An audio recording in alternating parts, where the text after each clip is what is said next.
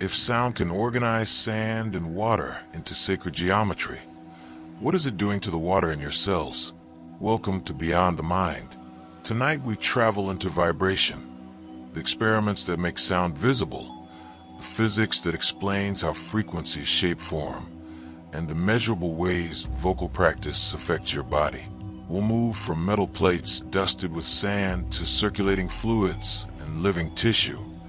And we'll finish with the short 2-minute humming practice you can do right now to feel internal resonance for yourself. I'll point out what the science supports, where metaphor takes over, and how to use these tools safely and effectively. First, a simple image to hold in mind. Sprinkle sand on a metal plate about the edge, and watch the sand arrange itself into intricate, repeatable patterns. Change the tone, and the pattern changes. These visible geometries are not illusion. They reveal the standing waves produced by vibration. The phenomenon goes back to the 18th century, when Ernst Chladni first demonstrated that sound organizes matter on vibrating surfaces, and later researchers coined the term cymatics to describe similar effects in plates, membranes, and fluids. Those patterns are beautiful and suggestive. They also point to a real physical principle. Coherent vibration can produce ordered structure in a responsive medium. So what is happening physically? When a system vibrates at a particular frequency, waves travel through it and interfere with each other. Interference creates regions that oscillate strongly and regions that remain relatively still. On a plate, the still regions, nodal lines, collect sand because the sand is pushed away from the vibrating antinodes and settles where motion is minimal. In a fluid, sound interacting with surface tension produces standing waves and interference patterns that look like rings, spirals, or fractal textures, depending on frequency, container shape, and the waveform driving the motion. Two factors control the patterns: the geometry and boundary conditions of the medium, and the frequency and waveform of the driving sound. Change either, and the form shifts. This is elegant physics, but it also demands a careful transfer when we move from plates and bowls to biology. It's tempting and alluring to leap from Chladni images to claims that chanting a mantra will rearrange the molecules in your cells into sacred geometry.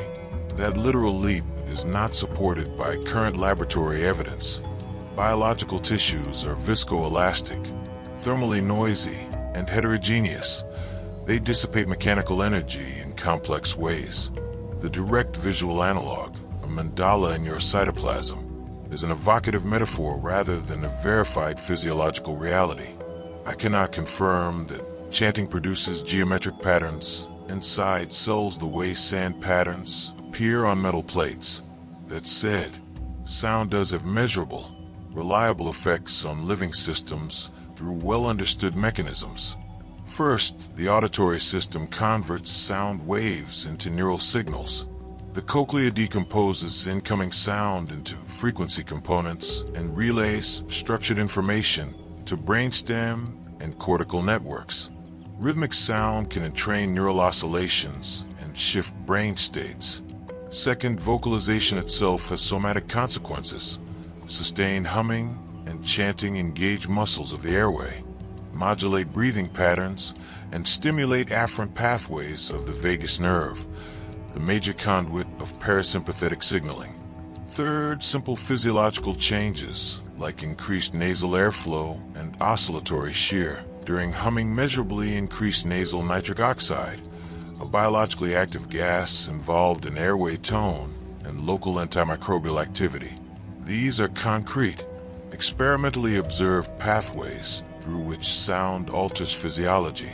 Put more plainly, chanting, humming, and music matter because they change how your nervous system organizes attention, breath, and autonomic balance. Those shifts, in turn, influence hormonal cascades, heart rate variability, subjective stress, and even immune-related markers in some studies. In other words, sound is not mystical vapor. is a pattern input the body decodes and responds to.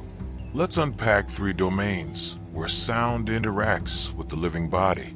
First, neural entrainment. Auditory input travels from the ear to thalamic and cortical structures and can synchronize or bias brain rhythms. Low-frequency rhythmic input tends to promote relaxation and delta/theta band activity. Faster rhythmic patterns can drive arousal and beta/gamma activity. Musicians and clinicians use this property to design auditory environments that support meditation, focus, or sleep. The effect is not magic. It's measurable modulation of brain oscillations via well-mapped neural pathways. Second, vocalization and the vagus.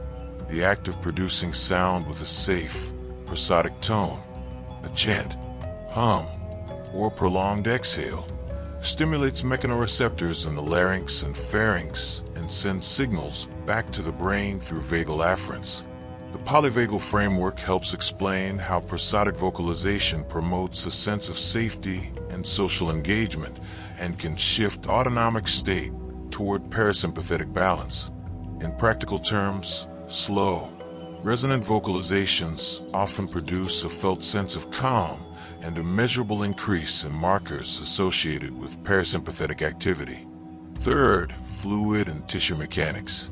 Mechanical forces, including vibrations, influence cells through mechanotransduction, biochemical pathways that translate physical stimuli into gene expression and cellular responses. In highly controlled experimental settings, mechanical vibration can change cell behavior. However, applying these findings to casual chanting or listening is not straightforward. The energy and coherence needed to produce direct mechanical structuring at the cellular level differ from the conditions of a Chladni plate. So what can we responsibly claim? Cymatics shows that vibration organizes responsive media into ordered patterns when boundary conditions and energy inputs are suitable. In living systems, sound influences neural dynamics, breathing, autonomic tone, and certain biochemical markers, and those changes can meaningfully affect mood, attention, and stress.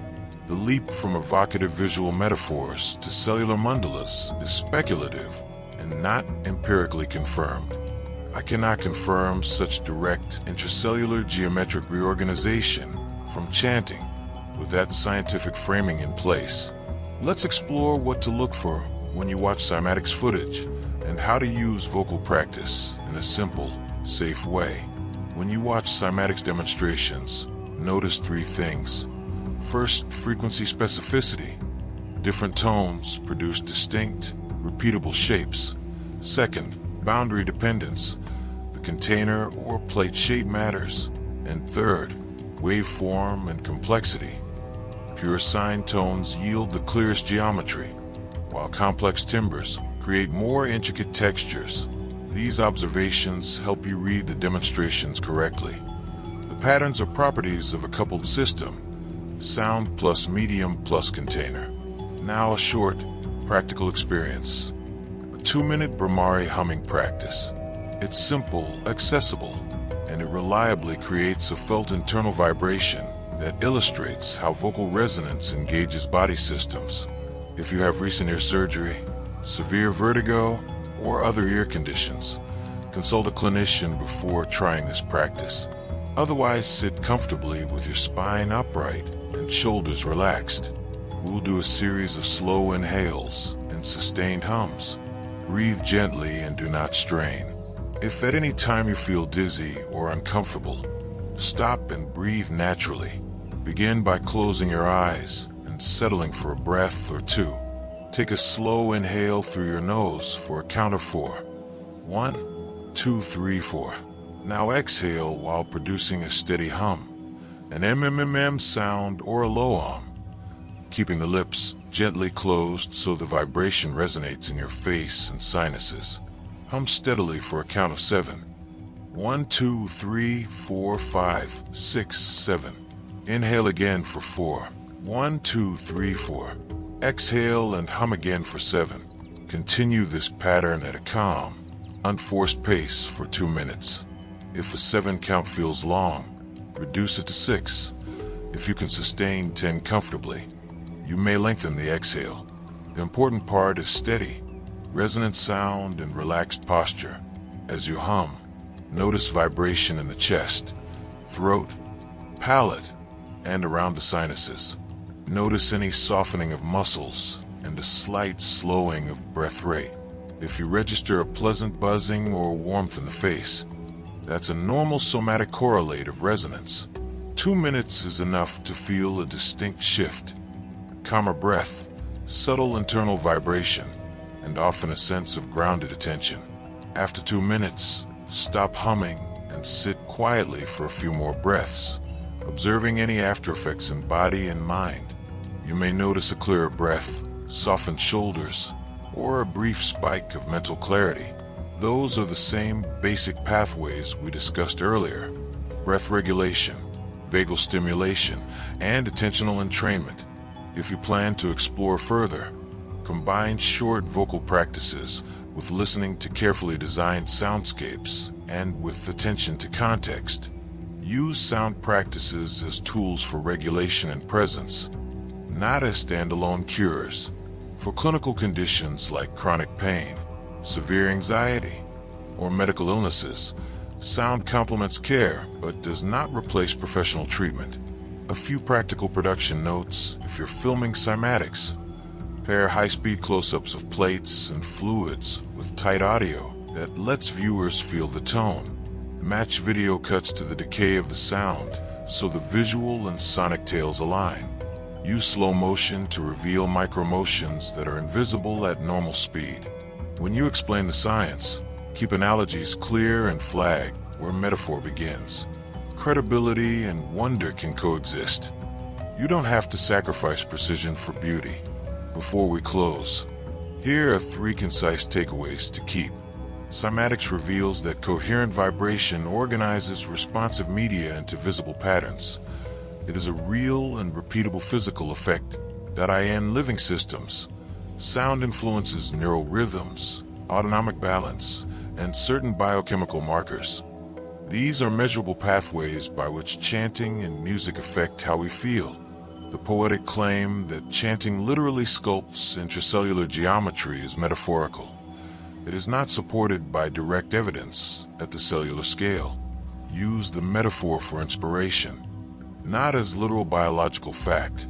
If you found this exploration useful, try the 2-minute Bhramari practice once a day for a week and note changes in breath, mood, or sleep. If you want a printable 1-page guide to cymatics basics and the humming protocol, comment printable guide and I'll prepare it. For deeper reading and verification of the claims in this episode, consult the sources I list now. Safety note: avoid prolonged exposure to very loud sound. If you have ear conditions or intense anxiety, approach sonic immersion carefully and consult a clinician. Thank you for listening. If this resonated, subscribe to Beyond the Mind for more explorations that bridge ancient practice and modern science. Like the video if you enjoyed the visuals, and tell us in the comments what you felt during the Bhramari practice. Warmth, vibration, relaxation, or something else. Share your observations and any questions you want us to examine next. Selected sources for verification and further reading: Ernst Chladni, Discoveries in the Theory of Sound, 1787. Hans Jenny, Cymatics, A Study of Wave Phenomena, 1967.